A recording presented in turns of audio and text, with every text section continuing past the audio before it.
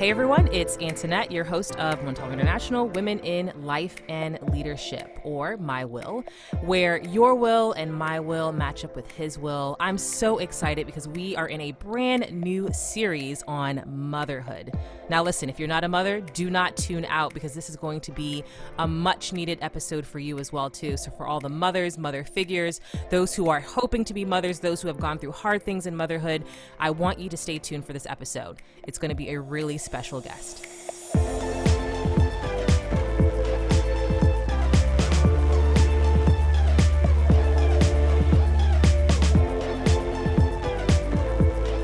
So hey everyone, again, it's Antoinette, your host of W.I.L.L International, Women in Life and Leadership. It's so exciting to see how this podcast has evolved, and we are excited to start a brand new series on motherhood, and I have an extremely special guest. I may be partially biased in all of it, but she is an amazing person and has done amazing things, and so I'm so excited to have my dear friend Abbie Sprunger with me as a guest on this brand new series on motherhood. So stay tuned because it's going to be great. You're going to be inspired, and believe me, this will set you up for an amazing journey, motherhood and beyond. So Abbie, how are you? Hi, Antoinette. That was quite the intro. I do not say it with light anything because it's true and it's real, and I'm so excited that we get a chance to do this finally. I'm literally like bubbling in my seat as I am preparing for our episode because you have just been such a huge inspiration for me and a mentor and a friend in so many different ways. So I'm excited to share you with the people that I know and those who will listen. Wow. So I'm glad that you're here. But maybe just to set it up a little bit, maybe tell the audience a little about yourself in your own words. Who is Abbie Sprunger? Abbie Sprunger. A bit about me is I grew up in Atlanta, headed off to Emory for college. My freshman year there, I met Jesus and Antoinette. Two really life-changing relationships. My freshman year, I'm a bit older than you, of course. You came along, I was a senior and you were a freshman, but that was a really massive season of transformation in my life, just those collegiate years. Headed off to grad school from there. I ended up studying spiritual formation and soul care, just kind of how we grow in our minds and in our hearts as followers of Jesus. Another really formative time in my life. I think when I look back that the Emory freshman year, sort of what was it that compelled me to start following Jesus? Antoinette knows this, but for other listeners out there, I basically had a crush on a guy named Brett that was a buddy of many folks, but we lived in the same dorm our freshman year. And Brett, even though I'd grown up in the South, was the first person that I've seen who outwardly called himself a follower of Jesus, and his life was really affected by it. Life being his friendships, his Thursday night plans, his major, all these sorts of things were sort of moved through a grid of what that meant to be a Christian for him. And so I was really drawn to that, and he invited me to a campus ministry called InterVarsity. And so slowly from there, I was just drawn into the communal sides and sort of the inviting welcome that I received from this group of people. Mm-hmm. And then when I think about my grad school years, my relationship with Jesus and my faith really turned to something less as a sort of additive, adding Jesus to my life, but I was drawn to salvation in Christ out of desperation and realizing it wasn't just that I wanted this Jesus guy as a part of my life, but I needed him. I think I intersected in those mid-20s years with just, my desperation, my weakness, my need for a savior, more than anything else. And so when I think about those 20s and sort of the transition from my early 20s relationship with the Lord into mid 20s and that shift into that desperate just need of a rescuer, need of his grace and these sorts of things. And from LA and that graduate experience, I moved to Savannah, a bit of a whim there. I was single at the time and just felt like, okay, I graduated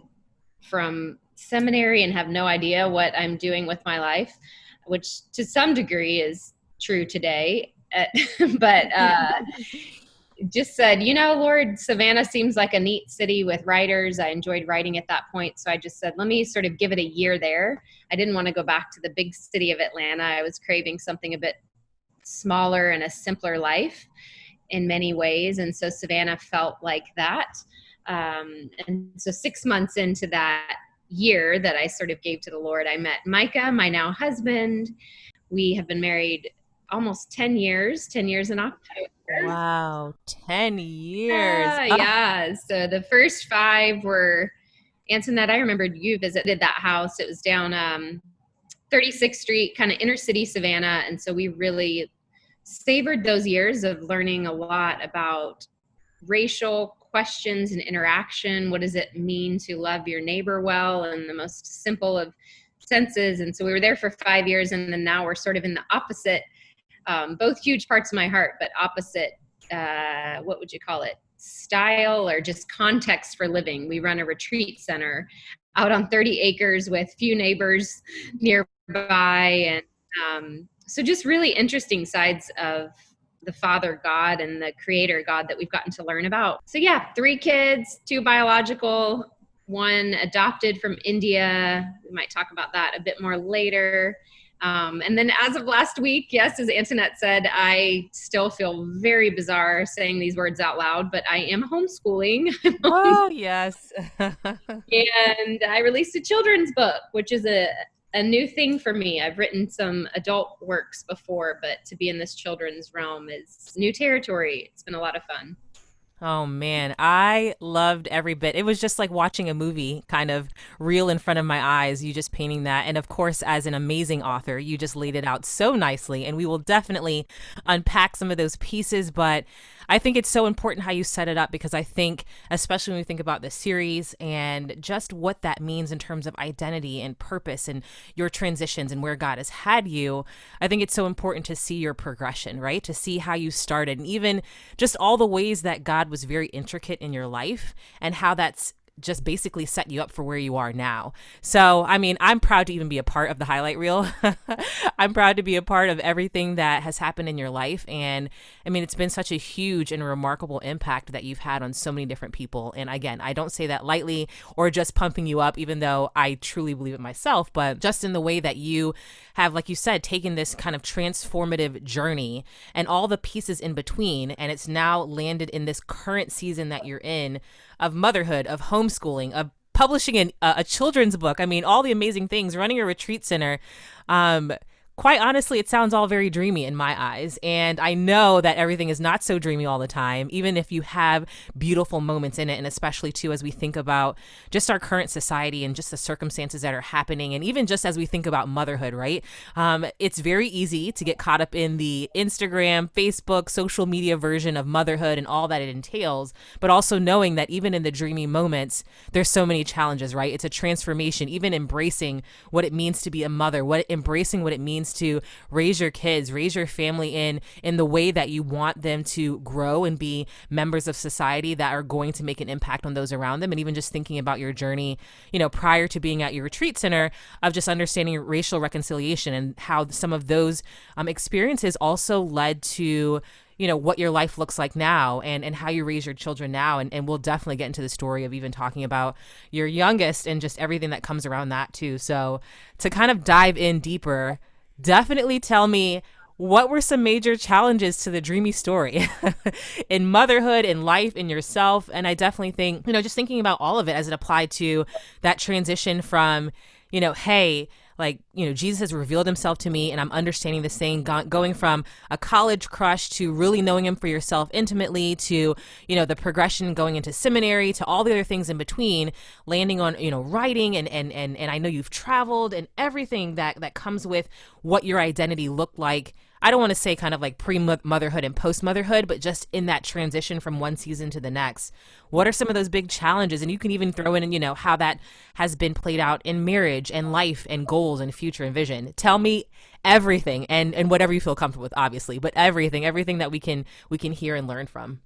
No, I'm an open book, so feel free. Okay, but yeah, I mean, you said it so well in the sense of people do see where Micah and I are and particularly given the examples of retreat center, writing a book, as dreamy and as this just sort of dreamy existence that we have. And don't get me wrong, there are plenty of dreamy and marvelous moments that we would just not trade for anything.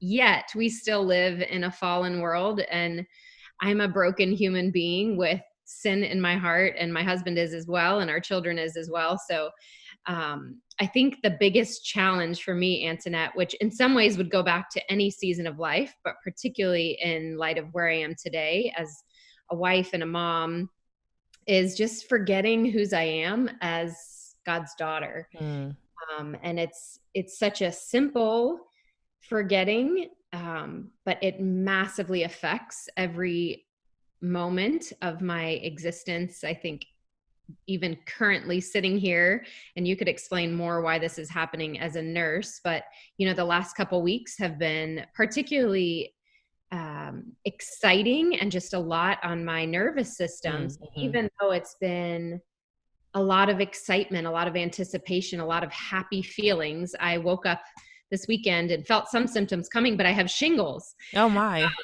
Yeah. And so it's been just such a reminder the last couple days of, wow, God, my body even, there's a book I read recently. I don't know if you're familiar with it. The Body Keeps Score. Just this reminder that even in the midst of such a happy, dreamy time, our bodies are still feeling the weight of performance issues, identity issues, and going back to what I said, forgetting my grounding in the Lord. And so I can definitely relate to addictions, or, that can feel like quite a strong word, but just lacking boundaries in areas of social media and being addicted at times, truly, to what are people saying? Has anyone liked me? Whatever liked me in that context that we all know on Facebook and Instagram. Did anyone comment? What do they think? Just being so overwhelmed and drawn to these basically addictions to what other people are thinking of me as an author, as a mom, as a wife, and forgetting, and therefore forgetting rhythms of what it means to be a daughter of God. And so even this morning, it just felt so different. It's the first morning in a while that I've disciplined myself to get out of bed and go straight into just time with the Lord, time in the Bible, and really resisting that desire and temptation to check my phone and turn on the computer and see what's happened in those silly little 12 hours while I slept. How could I boost my identity by checking in with what people online said? Which is just silly lies that I'm just so drawn to and tempted to believe. But it felt so refreshing to instead be able to come to my Father and my Maker and just sit with Him, sit in the Word and truths from Him for, just those chunk of minutes. And it makes such a difference for me in just remembering and giving sort of a trajectory to my day that feels far more healthy and grounded than going off on my own. And, oftentimes doing good things and having good interactions with people, but apart from God, the Gospel of John says in John 15, apart from Him, we can do nothing. And so often I'm just convicted. And today, I have been convicted of how much I've been going off on my own, doing great things, good things, motivating, amazing, whatever words you've already even used, Antoinette. So often doing them apart from the grounding of remembering my identity as God's daughter. Yeah. So there you have it. Wow. I mean, and it's such a rich reminder. And even as I sit here listening, it's such good reminders for me. And that's always, the place that you've held for me and that understanding. And I've, over the years it's been, wow, I can't even count now what has it been close to 20 years since, or more or less? Maybe not quite that many, but at least a solid 18 years since we've been in each other's lives. And just thinking about, that's always been a staple for you. I've always seen you as that person who has made that intentionality of crafting that level of discipline and relationship with God, and just understanding how important that is to your overall grounding. And it's not in a sense of painting this pedestal of like, I do this all, perfectly, but I just remember even through the years that you were intentional about taking certain retreats, making sure that you silenced, phones, media, etc., that you would take breaks and work those in. And it shows in terms of how you do that moving forward now. And I think that's such a good reminder. And it can be so hard, especially too, for those who are in the thick of motherhood, whether you have young kids, older kids, whatever, stage that you're in, hoping to have kids. It can be very hard to want to, default to, there's so much going on, there's so much I can do. Let me at least say I did this one thing. And it's just that reminder that it's not so much about how many things you do and how many good things you do and how many boxes you checked off, but it's really just, was I present in the way that, my creator needed me today. Sometimes, especially for me being the overachiever that I can often be, it's like, how many things can I say that I've accomplished in the day? But it really might just be about sitting, with my kid for a little bit and not feeling like I have to be doing something, teaching something, making something happen. And it could just be about being present. And that's the same way that God wants with us, right? It's not so much the performance or the doing or the running around. And yeah, there might be moments that you actually have to do, but there's also just that aspect of being present, being available, being ready to listen. And so I just love those reminders, and it's such good grounders for me. And yeah, our body can definitely feel the weight and express the weight of, whatever fears, anxieties, joys, hopes. I mean, even again, in the middle of all the stressors that we're experiencing, the challenges that we're experiencing in our lives right now, in our current societal circumstances, and all the things that come with, pandemics and et cetera, just the weight and the intensity of all of that, we don't recognize the marks that leaves. And even, when thinking about the topic at hand with motherhood, sometimes we don't recognize some of the marks. We get the literal marks, right? Like the stretch marks as a reference to one of your books, which maybe you'll kind of give a little snapshot of that, but also too, just the marks of tiredness, the marks of joy, the marks of how your body changes, the marks of even how your mind changes and your outlook on life. There's so many different things that we can get zeroed in on, instead just kind of transforming that thought process to say, regardless of the marks that I think outwardly, like you said, what's my identity in Christ? What is he saying about me? Regardless of what I see or think I see or what other people see, what does he see about me? So, such a good reminder.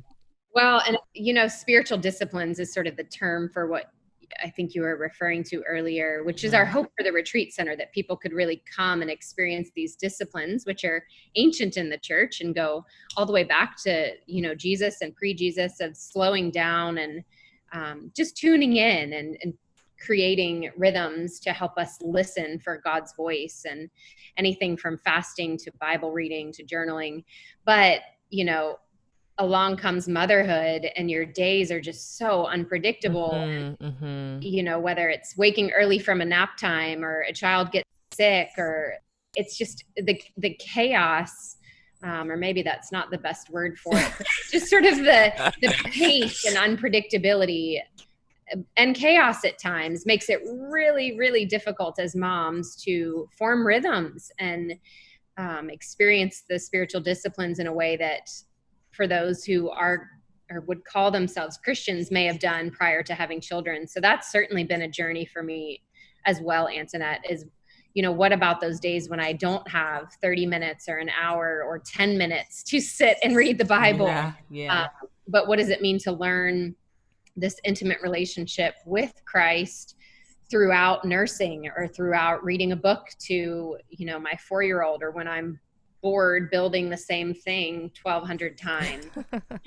How do I invite Jesus into that? And so I think God has really been teaching me a lot about reshaping my views of what spiritual disciplines are. And certainly motherhood brings along just such a unique journey for how to engage with God that, it's just an incredible privilege, but also an incredible challenge at times. Yeah, no, definitely so. And I mean, in thinking about that, and maybe you feel like you've arrived at some level of comfort, or maybe not, or even just in understanding the personalities of each of your kids. And maybe you can talk a little bit about how that has painted your picture of motherhood, maybe your expectations that you had before, even just those memorable moments of understanding, okay, I kind of have this rhythm, in terms of what this identity looks like. I kind of get, my kids and what they need, or maybe I don't, or even just understanding in terms of just how your family has been shaped now, knowing how to be present for each child, knowing how to be present for yourself, and just feeling as if I fully feel comfortable in my identity of motherhood. I don't know if there was a moment that said, yes, I feel like I have some kind of stride, or I understand that, yes, this is my thing, because I know, for some, it's like, it's a little bit of an uphill battle of, all right, this is what my life was now, and I have to kind of work this other thing in, versus this is also a part of my life, and it's not about working something in. It's just about, this is who I am, in addition to all the other pieces of it. So I know that's kind of a loaded question in a lot of ways, but I guess to break it down first, any memorable moments of saying, like a light bulb went on saying, yes, I feel comfortable in this. And then secondly, how that has shaped how you've interacted with your kids, and kind of telling a little bit about their journeys and maybe their personalities. Wow, such great questions, and so much there.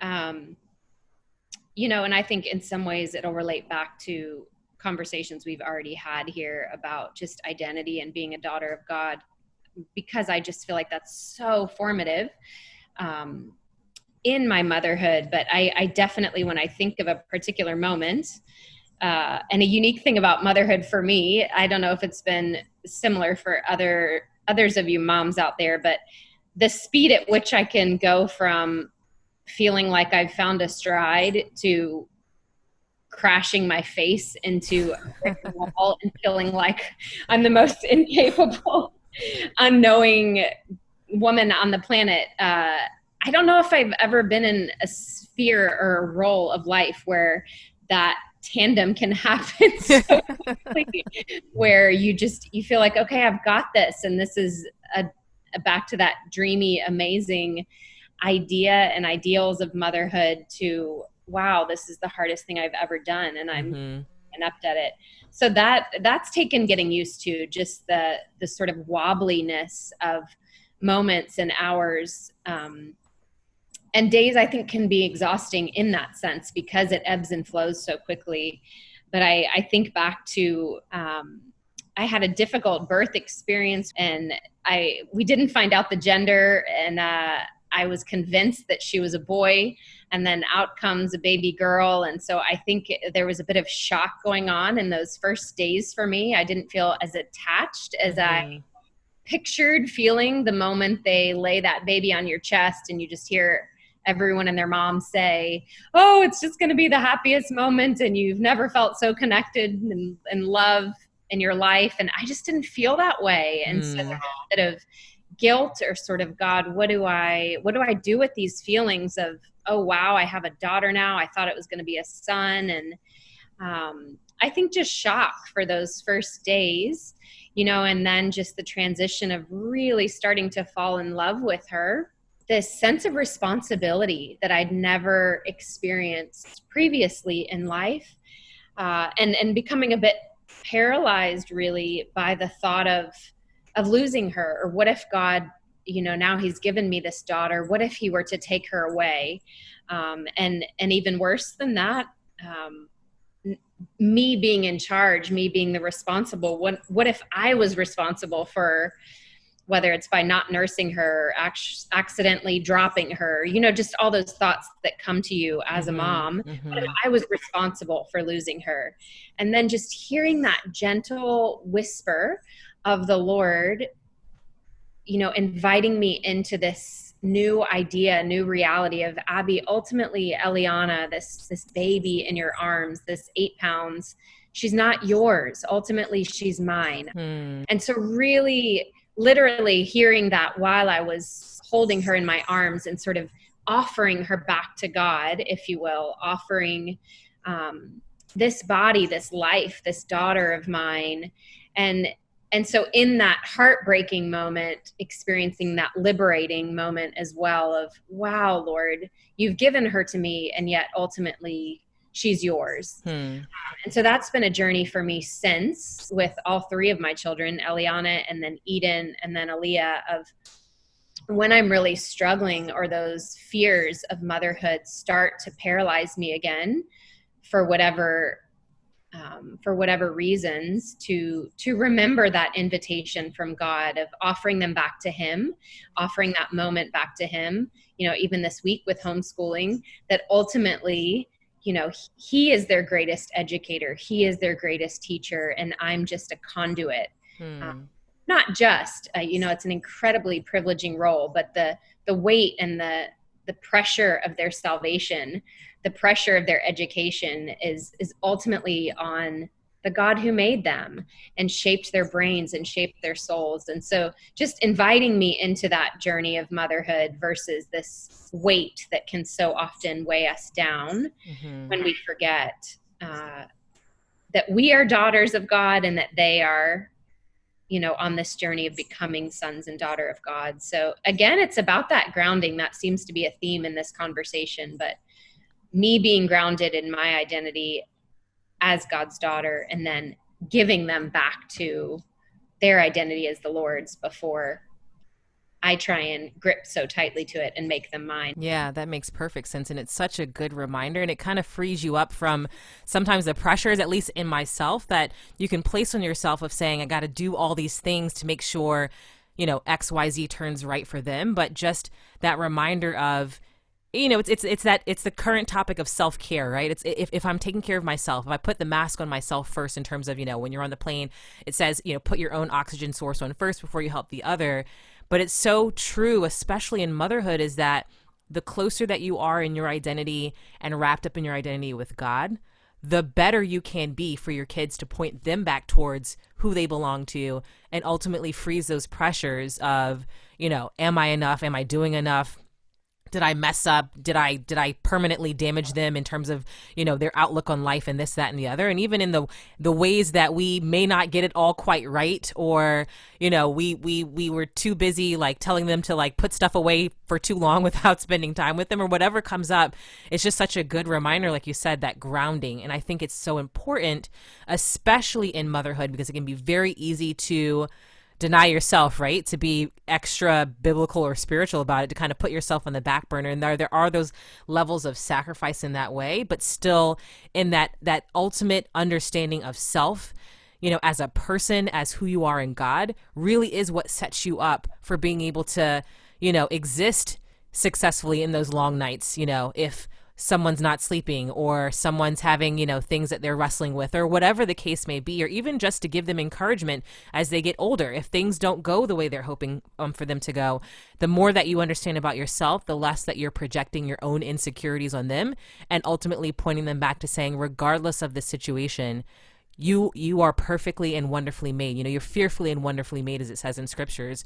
And understanding that aspect of it, then you can pour more truths into them, regardless of what's, society looks like and what's happening in society. And that's so true, especially now when I think about, some of the racial tensions that exist in our society now more than ever, even for myself and for my sons and those around me. It's important for me to continue to push our identities back to God's truth. What does God say about me? Regardless of what things have been said or could have been said in society, or what may be said, what does God say?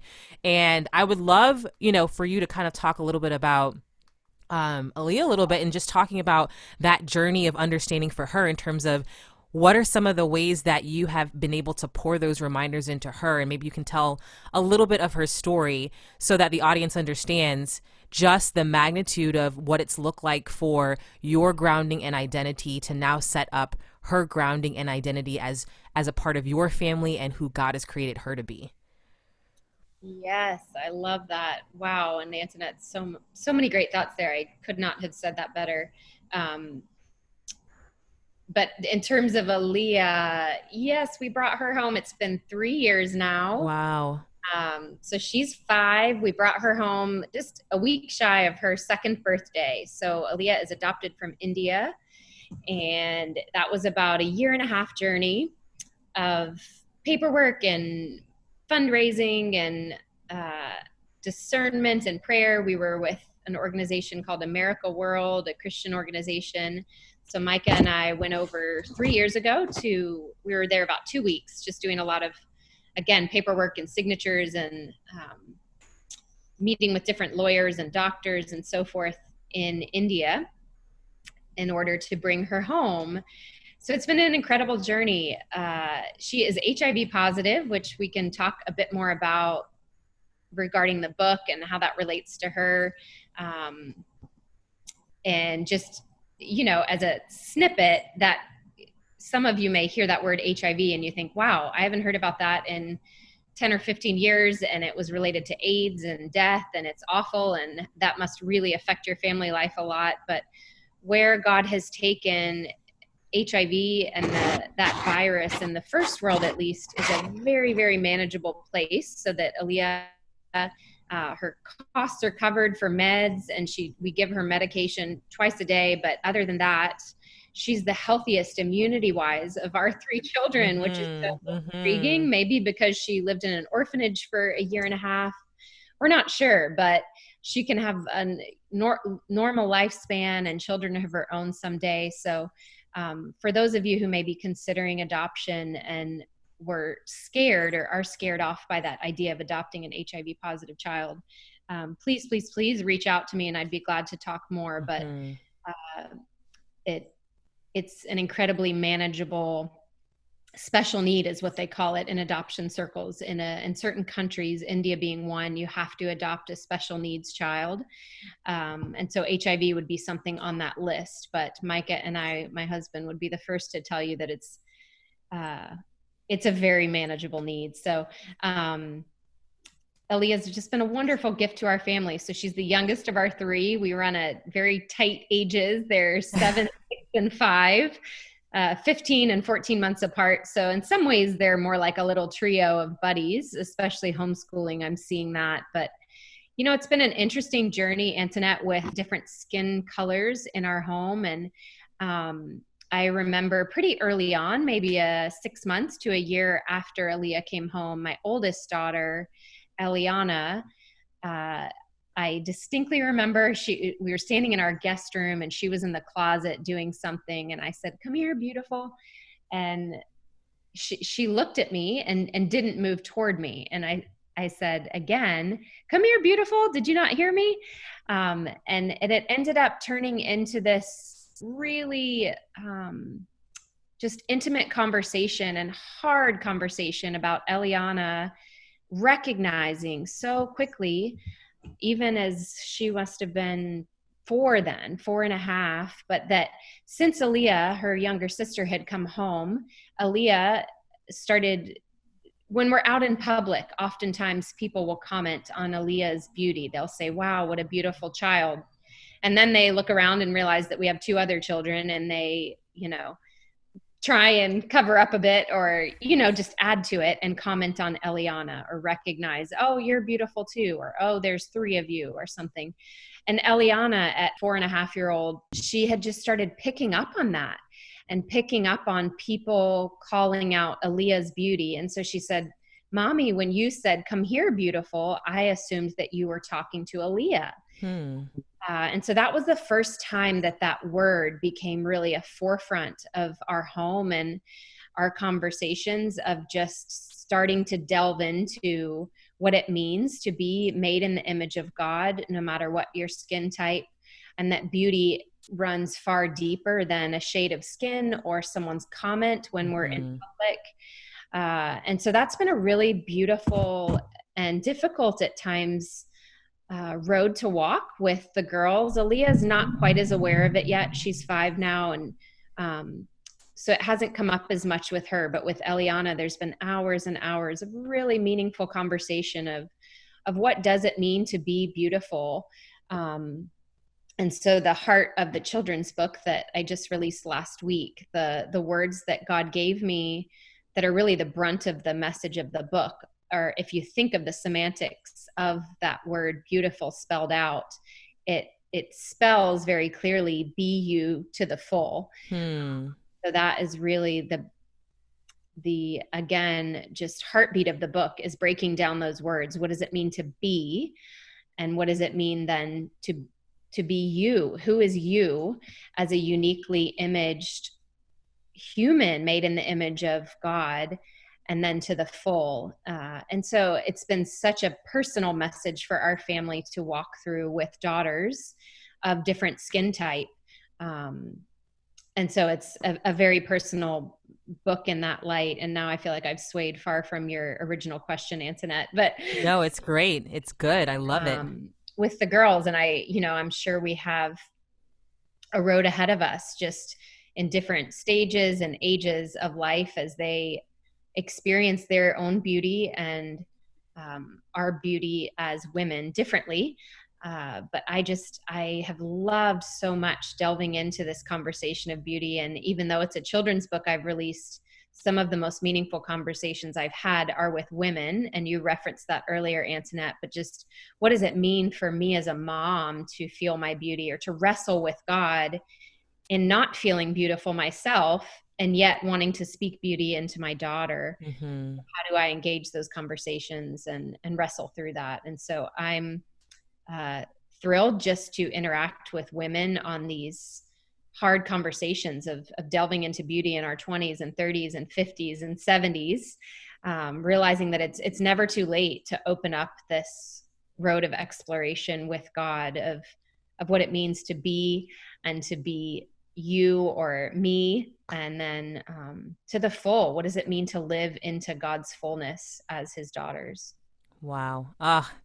I love it. And I think you did an excellent job of weaving that together, again, as the author and the writer that you are, just painting that entire picture, and even just giving us that inside scoop of how you crafted this and where this came from, and the gift of how he has taken, again, that very long storyline and that journey from all the way back when he said, Abbie, I'm here for you, as it came through the package of a college crush, all the way to now of this narrative of what is beautiful. And again, it ultimately comes down to your discipline and understanding your identity in him, so that you have room to have those conversations as a woman, as a mother, as an individual with your daughters, and the journey that God has given you in this motherhood and everything else in between to craft this book. And it's grounding for me. Believe me, it is grounding for me, and it's a good reminder for me.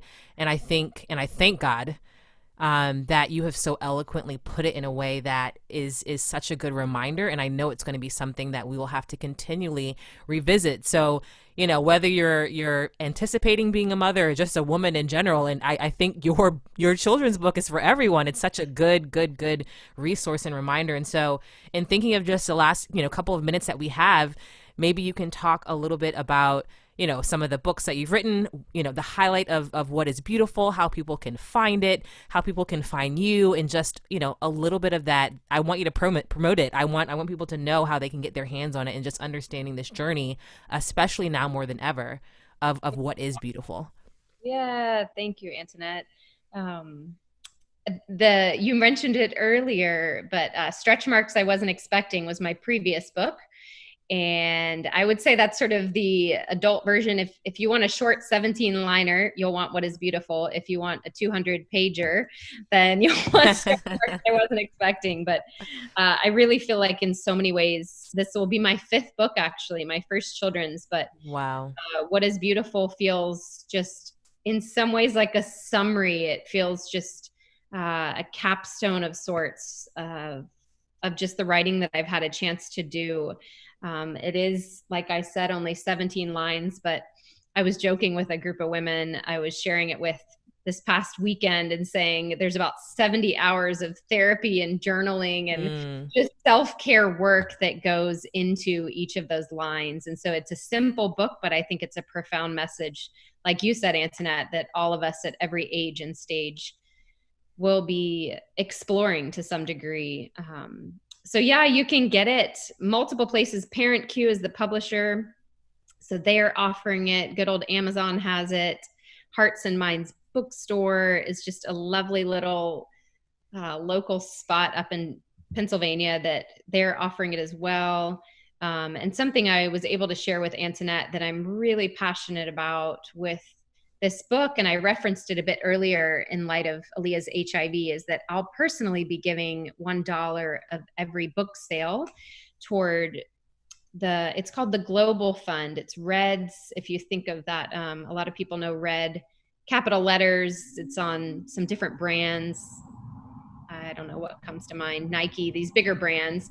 But Red has something called their Global Fund, which provides antiretroviral drugs, ARVs is the short term for it, but globally. So helping provide these meds that I mentioned earlier that really give you a normal and healthy, manageable existence. These meds provide that. And so the Global Fund is what $1 of each sale is going to, and makes that possible for the third world. Again, we have a lot of access to these ARVs in the first world, but the third world still doesn't. And there's absolutely no reason that someone needs to die from HIV today, but in fact, hundreds will. And that's just a devastating reality that I'm hoping to make a bit of a dent in.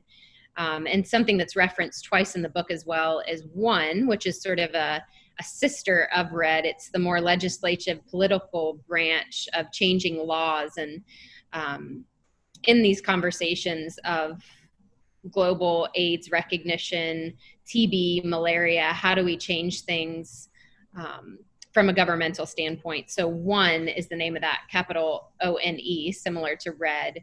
And WILL doesn't need money. What they need is voices. They need people to go to their website and to sign petitions. They make it very, very easy and accessible to help petition basically for our state and national governments in order for laws and money to be directed toward the global funds and fighting of whether it's COVID or poverty or HIV in this case. So that would be a huge thing for you to do, is to just go to the WILL website and raise your voice there. So those would be my ways to promote the book, if that's enough and clear. Absolutely. No, it absolutely is clear. And I think, I mean, it just shows your mission's heart in all of it too. And I know it's something that we didn't get a chance to talk to, and I'll probably have to have you on another series, another episode. But it just, again, me getting a chance to have known you and known your heart for missions and just your global heart and how that has now played out in these intricate ways. It's beautiful to see. And I'm sure that was, a process in itself as it applied to your identity, and just saying, who am I now? How am I impacting others now? And to see that this journey, your daughter, these books, they're living that out. You're still living out. You're being the hands and feet of Jesus in that way, and it's beautiful to see you embrace that. And I think, if anything, to remind you in the days that it might feel like, God, what am I doing? Am I on the right track? And absolutely, you absolutely are. And I thank you for inspiring others to use their voice as well to make sure that, as a mother should, and a mother figure should be, that those are nourished and cared for, and those that need, and those that are without, because that's ultimately, right, in the scriptures what it says. It's the true gospel is to care for the orphans and the widows. And so in that very motherly fashion, that's what you're doing. You're caring for those who need to be heard. And I appreciate you elevating and taking this time to elevate this important topic so that others can understand how important it is. Thank you so much, Abbie, for just lending your time, your expertise, your wisdom, your journey, and allowing others, whether they are currently in a motherhood stage or looking to be in a motherhood stage or just mother people through life. You have been able to ground us all. And I appreciate you just using some of that experience that you've had to be able to share that, so that we can all understand what is beautiful and what's our identity in God and who He's saying that we are, so that as we pour into other people, they can also reach higher into their identity. So thank you, thank you, thank you. I don't know if there's any last words.